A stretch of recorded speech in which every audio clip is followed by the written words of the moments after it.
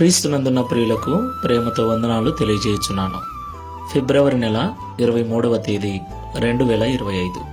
ఈరోజు దేవుడు మనకు చేస్తున్న వాగ్దానం ఏమిటనగా, కీర్తనల గ్రంథము 112వ కీర్తన 2-3 చరణములు.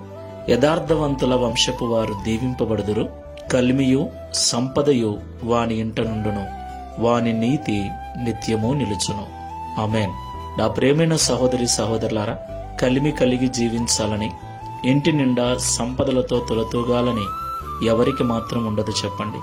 మనమందరం కూడా ఉదయం లేచింది మొదలు రాత్రి పడుకునేంత వరకు ఉద్యోగాలు చేస్తూ, వ్యాపారాలు చేస్తూ, వ్యవసాయం చేస్తూ, అనేక రకాల పనులను చేస్తూ సంపద కలిగి ఉండాలని ఆశపడుతూ ఉన్నాం, ప్రయాసపడుతూ ఉన్నాం. నా ప్రియులారా, మన కలిమి, మన సంపద మన యొక్క యథార్థత మీద ఆధారపడి ఉంటుందని దేవుడు ఈ ఉదయకాల సమయంలో మాట్లాడుతున్నాడు.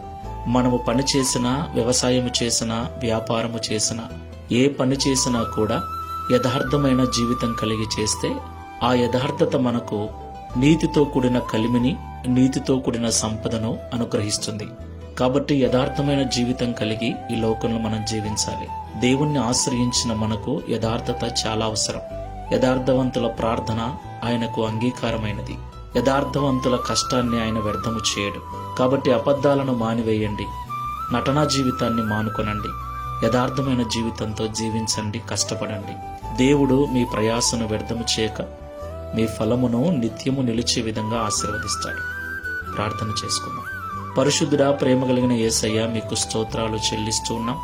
యథార్థవంతుల వంశపు వారు ఆశీర్వదించబడతారని, కలిమియు సంపదయు వాని ఇంట ఉంటుందని, వాని నీతి నిత్యము నిలుచునని మాతో సూటిగా మాట్లాడినందుకు స్తోత్రాలు.